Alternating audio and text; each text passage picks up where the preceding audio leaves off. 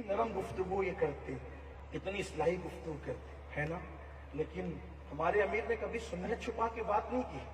जहां जरूरत पड़ी तो वहां दो धारी तलवार होकर के कहा, मैं वो सुन्नी हूं जमीले कादरी मरने के बाद, और मेरा लाशा भी कहेगा सलातो वस्सलाम। एक बात मैं आपको बताऊं, पाली में मुतसल्लिफ सुन्नी बनना आसान है, हमारे गांव में मुतसल्लिफ सुन्नी बनना आसान है, लेकिन मक्के शरीफ जाकर के अच्छे अच्छों को देखते हैं, है ना।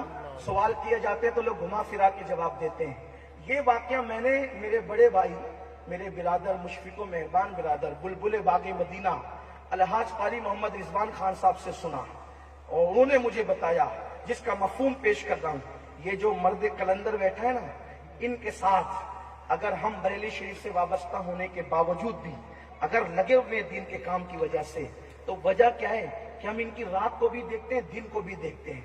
ये जैसे कमरे में वैसे ट्रेन में भी, जैसे ट्रेन में वैसे कमरे में भी है, और मिंबर पे भी वैसे ही है। हज के लिए हजरत तशरीफ ले गए थे, साथ में कारी रिजवान साहब भी थे। मिना का माहौल था, मिना का मैदान था। मिना के मैदान में एक बदअकीदा मौलवी कुछ तकरीर कर रहा था, और मिना में तो दीवारें होती नहीं, वो पर्दे लगे होते हैं। उसने तकरीर करते करते अल्लाह के रसूल की शान में गुस्ताखी की।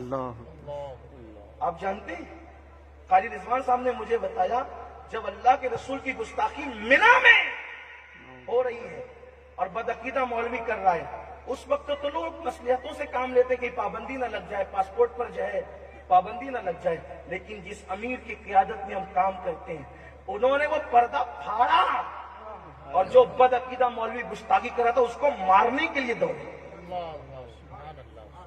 इतनी नरम तबीयत की शख्सियत के लिए आप कभी ये तसव्वुर कर सकते हैं, मारने के लिए दौड़े होगे तो क्या हुआ होगा। लेकिन ये सिद्दीक़ अकबर की सुन्नत है, अपनों में रहो तो ऐसे जैसे फूलों की तरह, और औरों को जब देखो तो अशिद्दा वलल कुफ्फार के मिस्ताक बन जाओ। हजरत दौड़े, मैं हजरत के सामने बात बतौर मफहूम पेश कर रहा हूँ। कारी साहब ने मुझे बहुत तवील तौर पे बताया था, लेकिन वक्त ज्यादा हुआ है।